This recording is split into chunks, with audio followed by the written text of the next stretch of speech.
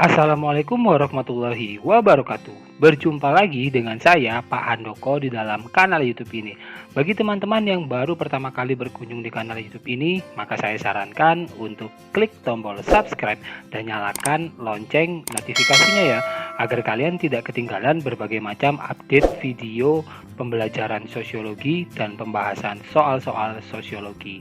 Nah, teman-teman, di dalam video ini saya akan membahas latihan soal sosiologi UTBK SBMPTN tahun 2022 untuk materi kelompok sosial masyarakat multikultural. Oke, tanpa berlama-lama lagi, kita langsung saja menuju soal yang pertama. Asimilasi sebagai proses pembauran dapat terjadi pada kelompok masyarakat yang memiliki perbedaan vertikal dan horizontal, sebab perbedaan etnik, ras, dan agama yang ada dalam suatu masyarakat dapat menyebabkan disintegrasi sosial atau konflik. Untuk soal nomor 1, jawaban yang paling tepat menurut Pak Handoko adalah opsi yang B. Jadi pernyataannya benar, alasannya benar, tapi keduanya tidak menunjukkan hubungan sebab akibat. Nah, pemicu terjadinya disintegrasi sosial atau konflik salah satunya adalah perbedaan etnik, ras, dan agama yang ada dalam suatu masyarakat.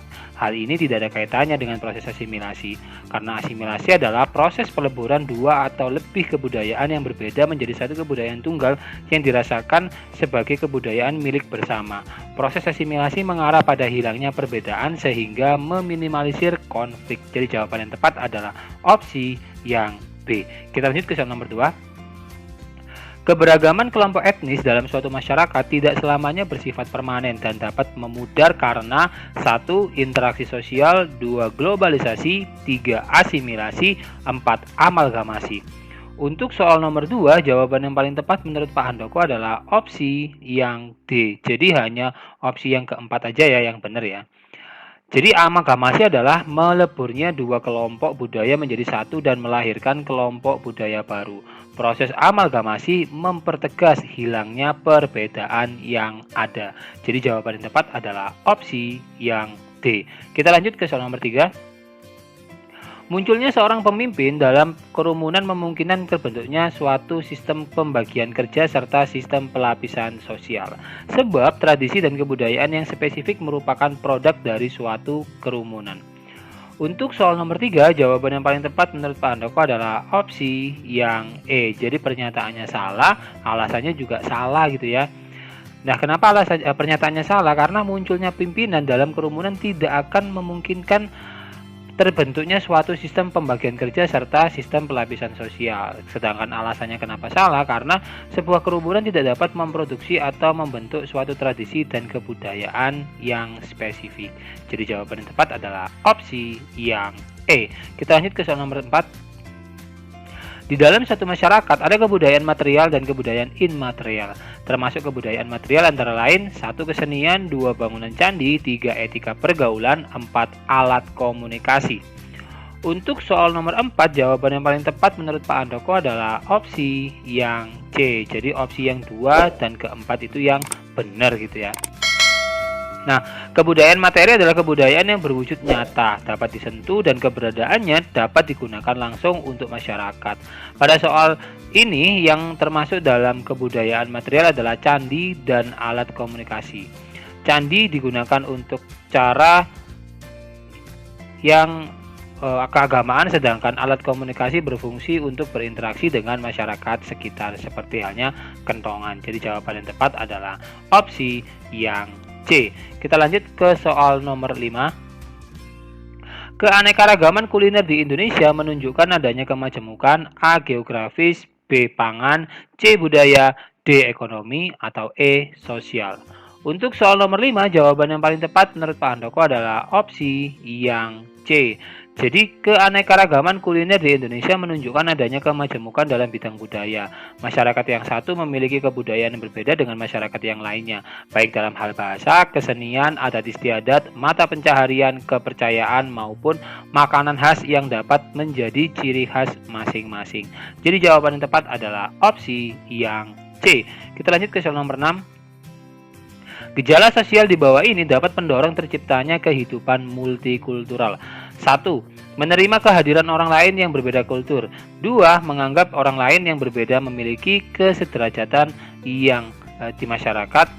3. Toleransi terhadap hal-hal yang tidak seprinsip dengan dirinya. 4. Mengembangkan sikap eksklusif, primordialis, dan fanatisme suku bangsa. Untuk soal nomor 6, jawaban yang paling tepat menurut Pak Handoko adalah opsi yang A. Jadi opsi 1, 2, dan 3 itu benar gitu ya. Nah, kenapa benar? Karena terbentuknya masyarakat multikultural salah satunya dilatar belakangi oleh sikap terbuka menerima perbedaan dalam lingkungan di sekitar. Dalam soal, sikap terbuka ditunjukkan dengan menerima kehadiran orang lain yang berbeda kultur, menganggap orang lain yang berbeda memiliki kesederajatan di masyarakat, dan toleransi terhadap hal-hal yang tidak seprinsip dengan dirinya. Jadi jawaban yang tepat untuk soal nomor 6 ini adalah opsi yang A. Kita lanjut ke soal nomor 7. Cara paling tepat untuk membentuk sistem pemerintahan yang kuat pada negara yang memiliki rakyat yang multikultural yaitu dengan dibentuk koalisi etnik. Bentuk konfigurasi pemerintah yang dimaksud adalah A. Minoritas dominan, B. Fragmentasi sosial, C. Komposisi seimbang, D. Masyarakat majemuk, atau E. Mayoritas dominan. Untuk soal nomor 7, jawaban yang paling tepat menurut Pak Handoko adalah opsi yang C. Jadi sistem pemerintahan yang kuat pada suatu negara harus memperhatikan latar belakang kebudayaan bangsa. Apabila suatu bangsa dipersatukan oleh kondisi multikultural, sistem pemerintahan harus mampu menyesuaikan dengan pola kebudayaan bangsa. Dengan demikian akan terbentuk komposisi seimbang sehingga masyarakat mempercayai dan turut mendukung kebijakan pemerintah. Jadi jawaban yang tepat adalah opsi yang C. Kita lanjut ke soal nomor 8. Masyarakat majemuk dengan fragmentasi memiliki posisi dominan dalam politik dan ekonomi. Sebab masyarakat majemuk fragmentasi terdiri atas kelompok etnis kecil. Untuk soal nomor 8, jawaban yang paling tepat menurut Pak Handoko adalah opsi yang D. Jadi pernyataannya salah tapi alasannya benar gitu ya. Nah, masyarakat majemuk fragmentasi merupakan masyarakat yang terdiri atas kelompok etnis kecil sehingga tidak memiliki posisi dominan dalam politik dan ekonomi yang kuat. Jadi jawaban yang tepat untuk soal nomor 8 ini adalah opsi yang D. Kita lanjut ke soal nomor 9. Dampak dari adanya hubungan struktur sosial dan dinamika sosial dalam masyarakat multikultural adalah 1. Konsolidasi, 2. Integrasi sosial, 3. Interseksi, 4. Arbitrasi. Untuk soal nomor 9, jawaban yang paling tepat menurut Pak Handoko adalah opsi yang A. Jadi opsi 1, 2, dan 3 itu benar gitu ya. Jadi kenapa benar? Dampak dari adanya hubungan struktur sosial dan dinamika sosial dalam masyarakat multikultural adalah terjadinya interseksi, konsolidasi, mutual akulturasi, dan integrasi sosial. Pernyataan yang ada pada salah satu gitu ya, karena merupakan upaya penyelesaian konflik. Jadi jawaban yang tepat untuk soal nomor 9 ini adalah opsi yang A. Kita lanjut ke soal nomor 10. Nah, perhatikan gambar berikut ini. Ada 3 lingkaran di mana ketiga lingkaran itu saling bertemu ya. Ada huruf A, B, dan X. Di mana huruf A itu adalah Jawa, huruf B itu adalah Bali, C itu adalah Batak. Sedangkan huruf X itu mempunyai keterangan pegawai negeri. Nah, dari gambar di atas itu menunjukkan struktur masyarakat majemuk.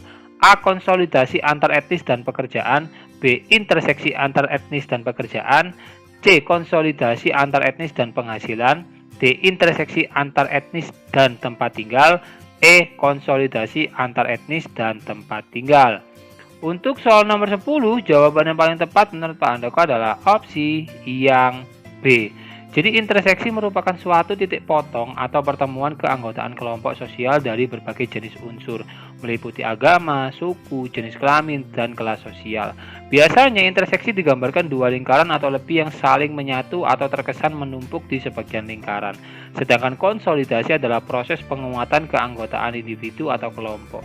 Konsolidasi digambarkan dengan 2 lingkaran atau lebih yang saling berjatuhan dan berdiri masing-masing. Jadi jawaban yang tepat untuk soal nomor 10 ini adalah opsi yang B. Kita lanjut ke soal nomor 11.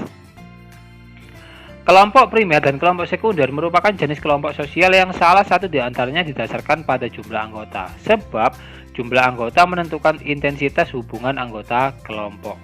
Untuk soal nomor 11, jawaban yang paling tepat menurut Pak Handoko adalah opsi yang B. Jadi pernyataannya benar, alasannya benar, dan keduanya itu tidak berhubungan itu ya. Nah, kenapa pernyataannya benar? Karena kelompok primer jumlahnya kecil, kelompok sekunder jumlahnya banyak. Kemudian kenapa alasannya benar? Karena jumlah anggota menentukan intensitas pertemuan antara anggota kelompok. Nah, kelompok primer mempunyai intensitas pertemuan yang lebih besar. Jadi keduanya itu tidak menunjukkan hubungan sebab akibat. Jadi jawaban tepat adalah opsi yang B. Kita lanjut ke soal nomor 12. Konsep kelompok sosial dapat disamakan dengan konsep perkumpulan dan konsep kategori sosial. Sebab dalam konsep perkumpulan dan konsep kategori sosial dijumpai pula unsur interaksi. Untuk soal nomor 12, jawaban yang paling tepat menurut Pak Handoko adalah opsi yang B. Pernyataannya benar, alasannya benar, tapi keduanya tidak menunjukkan hubungan sebab akibat gitu ya. Nah, kenapa? Karena memang kalimat terhadap pernyataan di atas adalah benar dan alasannya pun juga benar. Akan tetapi keduanya tidak menunjukkan adanya hubungan sebab akibat. Jadi jawaban yang tepat untuk soal nomor 12 ini adalah opsi yang B. Kita lanjut ke soal nomor 13. Dono memiliki pekerjaan baru yang sesuai dengan latar belakang pendidikannya. Tempat kerjanya memiliki kebijakan untuk mengedepankan efisiensi dengan menempatkan orang sesuai dengan keahlian dan kompetensi. Aturan yang ketat diberlakukan bagi semua orang dan masing-masing orang bertanggung jawab atas tugasnya dan diawasi oleh pimpinan unit. Model yang diterapkan di tempat bekerja Dono dapat digolongkan dalam bentuk kelompok sosial: A. Perusahaan, B. Birokrasi, C. Organisasi, D. Perkumpulan, atau E. Perorangan. Untuk soal nomor 13, jawaban yang paling tepat menurut Pak Handoko adalah opsi yang A. Jadi model yang diterapkan di tempat kerja Dono dapat digolongkan dalam bentuk kelompok sosial perusahaan. Jadi jawaban yang tepat adalah opsi yang A. Kita lanjut ke soal nomor 14. Menurut Coley, kelompok yang ditandai oleh pergaulan dan kerjasama tatap muka yang intim disebut: 1. Kelompok luar out group, 2. Kelompok dalam in group, 3. Kelompok acuan reference group, 4. Kelompok primer. Untuk soal nomor 14, jawaban yang paling tepat menurut Pak Handoko adalah opsi yang D. Jadi hanya kelompok primer saja yang benar gitu ya. Nah, kenapa? Karena memang menurut Coley, kelompok yang ditandai oleh pergaulan dan kerjasama tatap muka yang intim itu disebut dengan kelompok primer. Jadi jawaban yang tepat adalah opsi yang D. Kita lanjut ke soal nomor 15. Sekelompok manusia disatukan atas dasar ikatan profesi yang sama. Hubungan sosialnya bersifat kontraktual dan memiliki kepentingan atau tujuan tertentu yang bersifat sementara. Misalnya ID, PERI, dan PWI. Contoh tersebut menggambarkan kesatuan sosial yang berbentuk A. Gemeinschaft, B. Gesellschaft, C. Paguyuban, atau D. Perserikatan, atau E. Perhimpunan. Untuk soal nomor 15, jawaban yang paling tepat menurut Pak Handoko adalah opsi yang B. Jadi ID, PERI, dan PWI dibentuk dengan sengaja dan memiliki kepentingan serta memiliki tujuan tertentu yang bersifat sementara atau dalam jangka waktu pendek. Maka kelompok ini termasuk dalam patembayan atau Gesellschaft. Jadi jawaban yang tepat untuk soal nomor 15 ini adalah opsi yang B. Wah, tidak terasa kita sudah berada di penghujung video pembelajaran ini, teman-teman. Jika kalian ada pertanyaan seputar materi ini, kalian dapat menuliskannya di kolom komentar atau kalian juga bisa menanyakan hal itu kepada saya melalui kontak medsos ini ya. Saya ucapkan terima kasih bagi kalian yang telah menonton video ini hingga akhir. Jika kalian merasa video ini bermanfaat, jangan lupa bagikan video ini kepada teman-teman kalian ya, agar kebermanfaatan itu tidak hanya berhenti di kalian saja.